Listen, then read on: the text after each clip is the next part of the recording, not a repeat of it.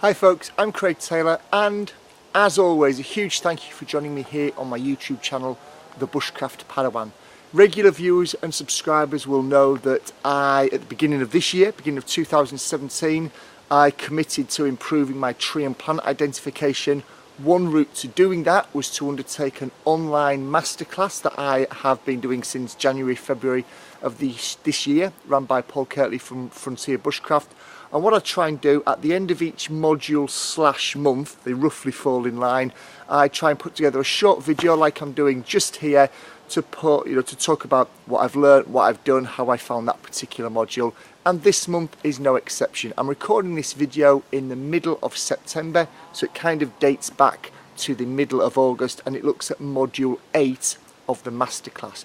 Before I get to that though, in the middle of August or thereabouts, I was fortunate enough to be able to go away overseas on holiday to Turkey. I forgot my tree and plant ID books, but I did have my phone with me, so I used an app called PlantsNet that I found very useful. It certainly pointed me in the right direction to confirm things when I got back to my books in the UK. What I didn't want to do was to try and take pictures of and identify everything new that I saw, because clearly it was a different country, different part of the world. There was probably going to be a lot of new things that I saw. What I was really pleased that I was able to see though were several trees that would be fruit bearing or food bearing. So from a foraging perspective, that was very, very useful. So the things that I found whilst I was in Turkey, then things I identified one particular tree.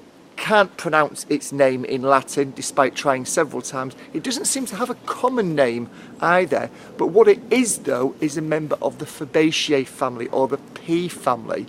And I was kind of given a big clue by that, by the pods themselves and also the tendrils on some of the younger branches. So that was a nice thing to be able to go overseas, to find something, to not have a clue what it was. It was very different to anything I've seen in the UK, but there were just some aspects of it that made me think, I wonder if.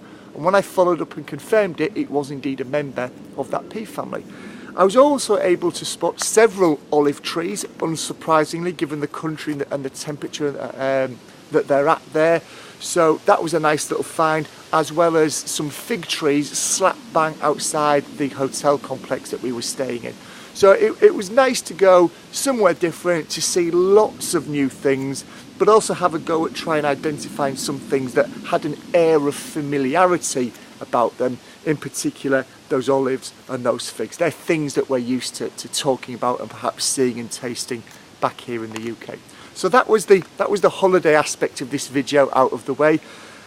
Whilst I was away, module 8 of the masterclass opened up, and that caused me a few challenges because I was away for the best part of 2 weeks, and the masterclass opened after I'd only been there a few days. So I kind of had a week and a half where I couldn't really do a great deal in the masterclass, and time was ticking along. I think that led to the pressure around module 8, which was all about berries, and I learned a heck of a lot in this early part of the module, and I stressed that for reasons that I'm going to come on to in just a few seconds. I'm going to read from my notes here because there was a lot for me to take in, so I've made a few notes here. It was interesting to note that a berry is a fruit, but a fruit can also be things that we wouldn't necessarily eat. So things like ash keys or maple samaras, those helicopter type seeds as kids used to float and they used to float around, they're technically classed as fruits of the tree as well as other examples as well. But for the purposes of this particular modules, we were looking at berries being the fleshy type of fruit, not necessarily edible, but the fleshy type of fruit that you'd associate with berries. Am I making sense? So what was really interesting was to hear that, yes, berries are berries, but you may also see things such as drupes, aggregate fruits, multiple fruits, hips. The strawberry is actually a specific fruit in its own right as well. And what I found really interesting from this initial video where Paul exposed us to these different aspects of the word berry was the fact that this what you see right there, the bit that you eat, isn't actually the fruit. That's not the fruit. That's the fruit. The core in the middle, the seeds, the pips that are then covered by that kind of slightly tougher woody membrane around the outside. What you're looking at there, that's actually the apple fruit itself. The fleshy part that we often eat, that's an accessory fruit to the actual fruit itself. Who knew? Well, clearly botanists and people like Paul, they knew, but I didn't know, and hopefully you've learnt something there as well. The bit you actually eat's not the main fruit itself, it's that core part inside. So that was really interesting to discover as well. And it was really good because Paul used lots of examples during this introductory video of fruit and berries that we've probably all tried. Blackberries, raspberries, strawberries, blueberries, currants, just these sorts of things that we may not forage for, we may actually just buy them off the supermarket shelf, but it was a really good example and really opened my eyes, especially as I was on holiday at the time when there were lots of fruits available. It made me look at fruits and berries in a slightly different way. So the Module 8 started off really well. I really got into the flow of things, and then I kind of got back off holiday and I had to actually get involved in the real work, not the looking at the particular species of berries. And I'll be really honest, it kind of lost me. It got away from me. I think an aspect of that was time. I missed a week and a half of the month because I was on holiday. I've also just got back yesterday morning from a fleeting trip from the UK to the US to Canada back to the UK. So that was another working week where I couldn't really commit to it. So I didn't have long. And I think that was a factor in Module 8 getting away from me. A hound baying over there. I think another factor was it got quite in depth again. I think I've spoken in the past, or maybe I haven't. There were lots of species of berries and the associated tree and plant that they were from that I've never heard of, that I haven't yet identified, that may not actually be in this country where I'm resident, but I get that this is a global, or certainly a northern temperate area masterclass that Paul aims for.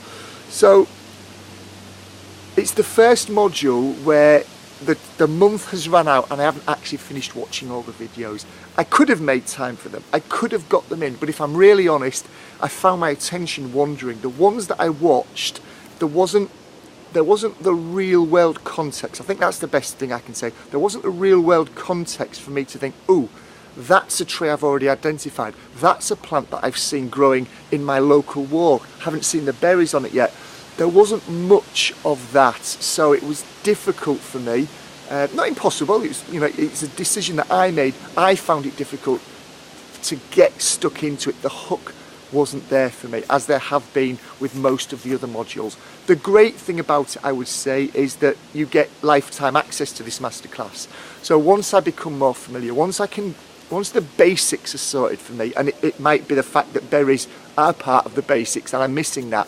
Once I think this year is over and the year comes around again as seasons do, I think I'll be able to wrap my head around the berries much better than I have been able to over the past 4 weeks. And maybe I won't be on holiday for the best part of 2 weeks, and maybe I won't be jet setting for a week as well, all of which I'm sure are factors as well. So it's been an interesting month. The module itself has had some highs and lows for me from a personal perspective.